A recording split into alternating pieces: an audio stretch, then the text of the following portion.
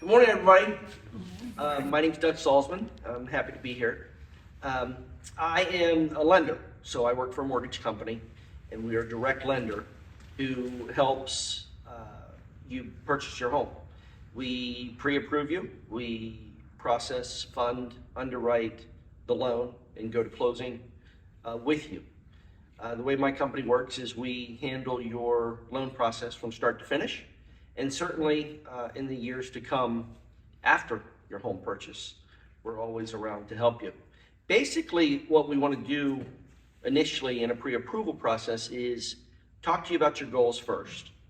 We'll usually have a conversation by phone or in person about your goals, your budgets, your needs, your motivation, and what you want to happen during the home buying process.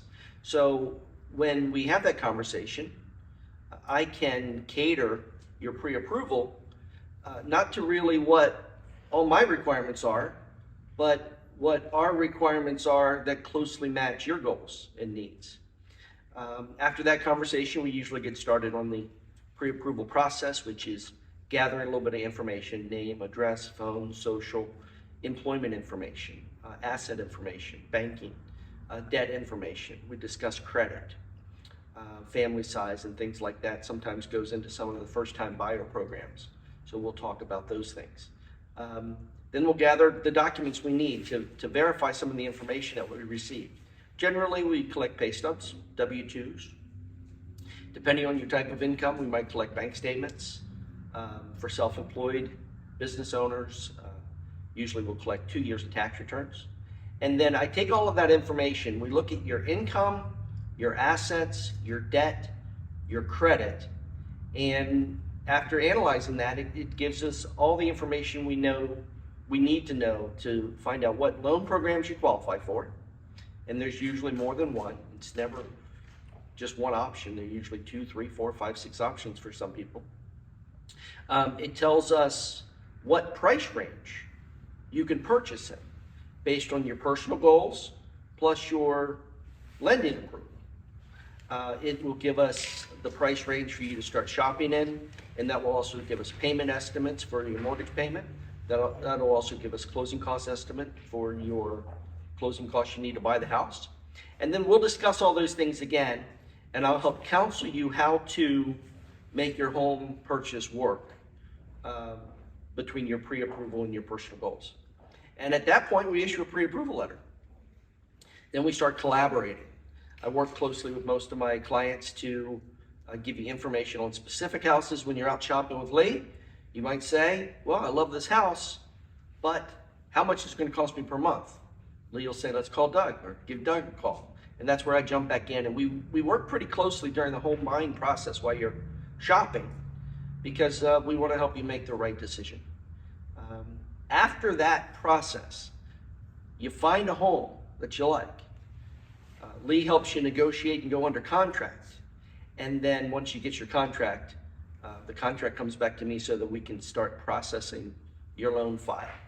Real quickly, we finish the full application based on your contract information. We gather additional docs. Your file goes into processing. We communicate back and forth with you.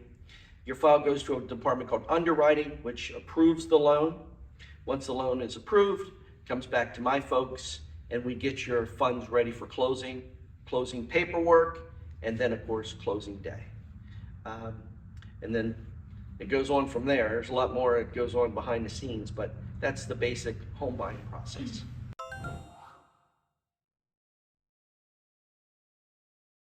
So basically, I'm the loan officer, and yes, I do make lending decisions for the company. And I vet out your information. But it is a bit of a preliminary process, because there's a much formal process called underwriting that every file goes through so that all the details and all the aspects of the purchase can be verified, certified, and approved. Now, things like title search are checked by the underwriter. Things like the appraisal are checked by an underwriter. Sure, I'll get a copy of your appraisal. I'll look at it from my perspective. I'll see that the value's right and that there are no conditions on the property and that the data looks fairly good. But an underwriter who makes that final approval decision to loan you the money for your house, he or she, usually she, looks through every line of that appraisal, where I look at it from a preliminary perspective. Same thing with income and assets. I look through things very thoroughly, but she will vet things out 100%. And that really is what's required to guarantee the company is making a good loan decision to a client, is that we have that independent underwriter that verifies all the information that we have is correct the way that we have it.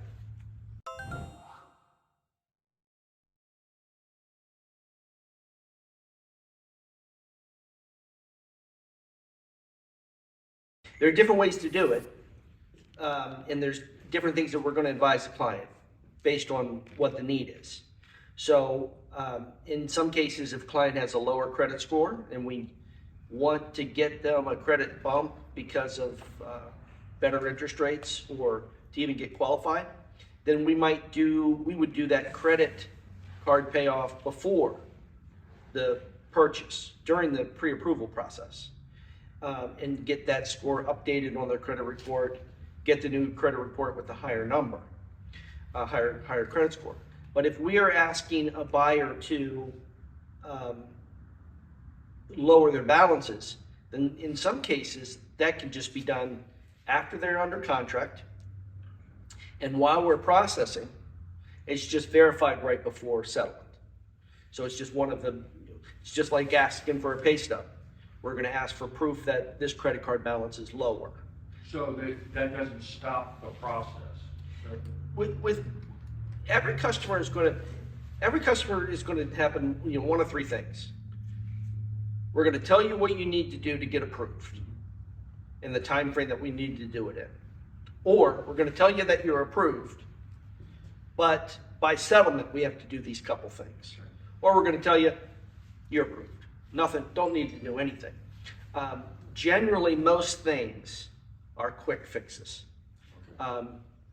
There's the occasional client that would have a real low credit score or real high balances, and then you give them a time frame and a plan how to get there. Usually a 3-month time frame will get a credit score up, a 6-month time frame will get a credit score up. That's what I was looking for. It just depends on what that individual customer. There's a lot of different pieces of advice based on what their situation is.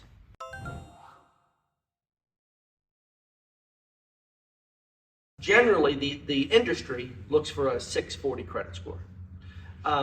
My kind of standard is always that you have a 620 or above. Now, FHA does lend down to 580. So if you have between a 580 and a 620, you can get an FHA loan. There's a little bit more work and a few more requirements, but great rate, same mortgage insurance, you can do that. 620 and above qualifies you for just about all loan programs, except USDA requires a 640 and above. And then once you get above 640, you can have any loan program.